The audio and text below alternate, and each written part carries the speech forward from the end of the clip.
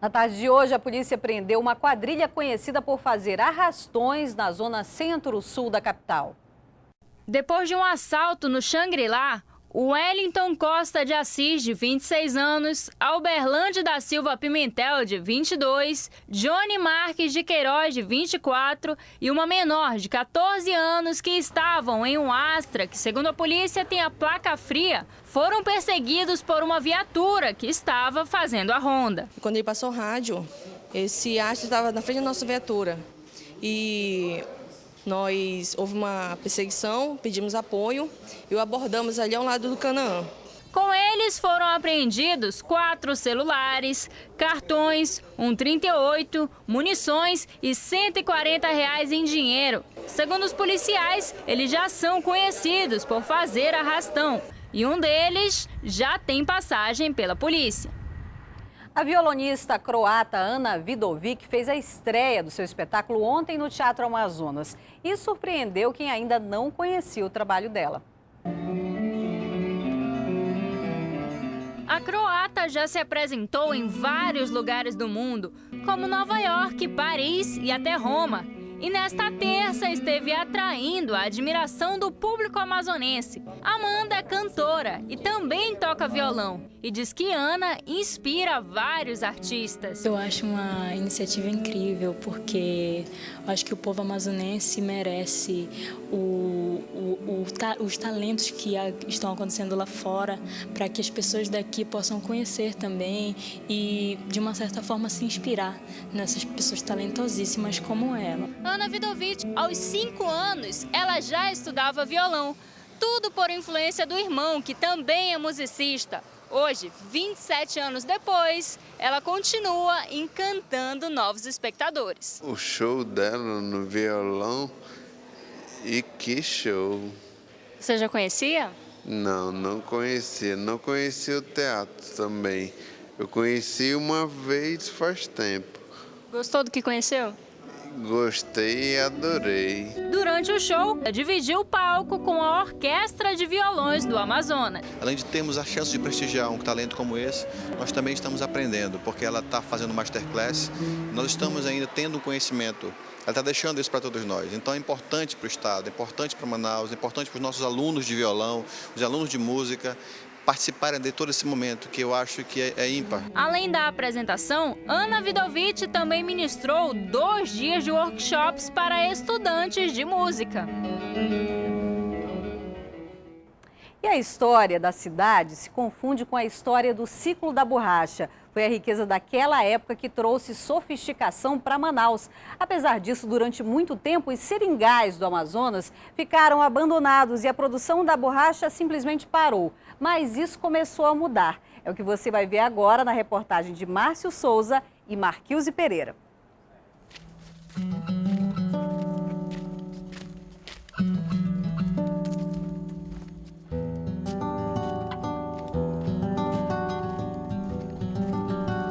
O caminho que seu Jaime percorreu até aqui foi longo. Ele herdou do pai a profissão. Filho de um soldado da borracha, passava boa parte do tempo na casa de defumação. Meu pai, ele me contou muita barbaridade, que ele sofreu demais. Demais mesmo, né? Eu já não cheguei mais a sofrer muito, porque minha época já foi mais, né? Mas a época do meu pai foi muito sofrida. Os movimentos se repetiram durante 25 anos, no vai e vem, em meio à fumaça. Todo seringueiro é sofredor. Não tem um seringueiro que diga que não sofre. Todo seringueiro é sofredor. Primeiro, que ele é muito escravizado. Segundo, que ele tem que trabalhar 18, 20 horas por dia. Apesar de tudo isso, seu Jaime sabe que a família dele contribuiu no passado com a história que conhecemos hoje. A borracha foi uma das coisas que mais serviu para o desenvolvimento do nosso país, foi a borracha, né? A borracha foi uma matéria-prima que, se duvidar, valeu até mais do que ouro naquela época, né? Porque a borracha, só o Brasil tinha borracha. Tão valiosa que era chamada de ouro negro.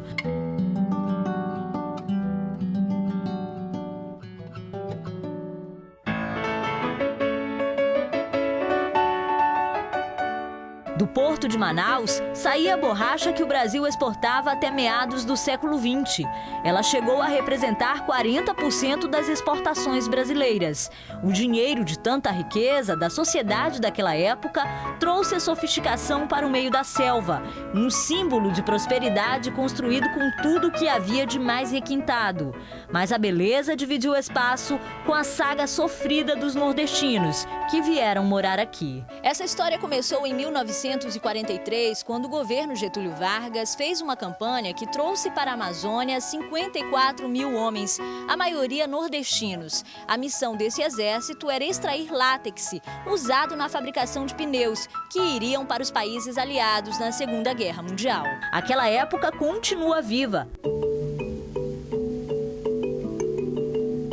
A 20 minutos da cidade, na zona rural de Manaus, um museu guarda relíquias. Lembra do seu Jaime? Ele trabalha aqui e hoje conta para os visitantes o que viveu. A casa do seringueiro foi construída por ele mesmo. Quem visita faz uma viagem ao passado. Na casa de um barão português, as pratarias são conservadas. O luxo dos quartos daquela época também. A sala de leitura e até o espaço onde a filha do barão tomava banho. Da igreja ao comércio, aqui já foram rodados vários filmes.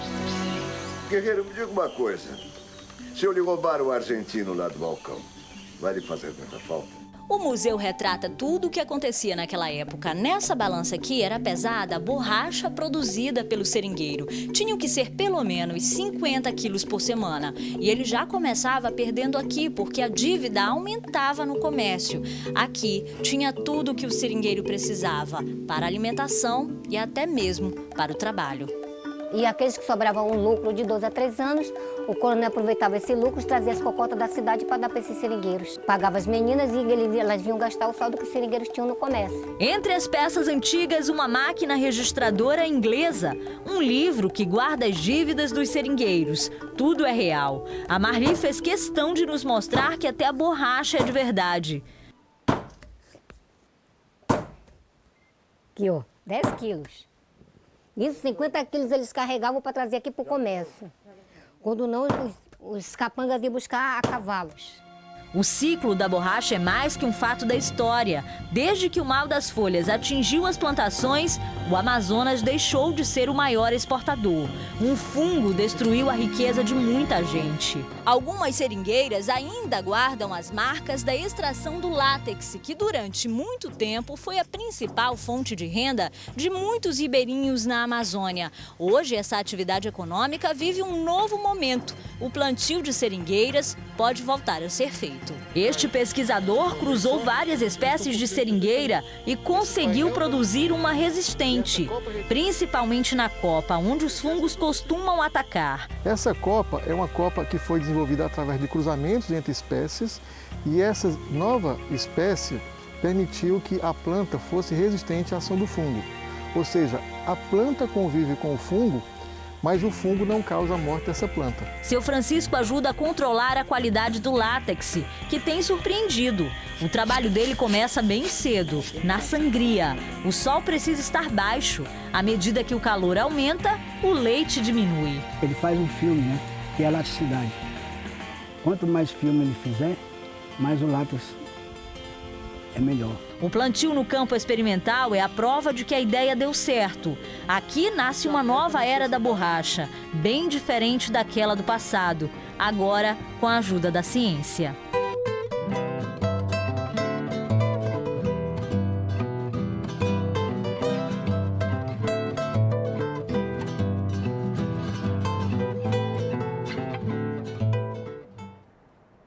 Terra abençoada e com muita história, né? O Jornal em Tempo fica por aqui. Muito obrigada por nos acompanhar. A seguir, você fica com uma homenagem a esses 343 anos da nossa capital. Parabéns, Manaus. Até amanhã.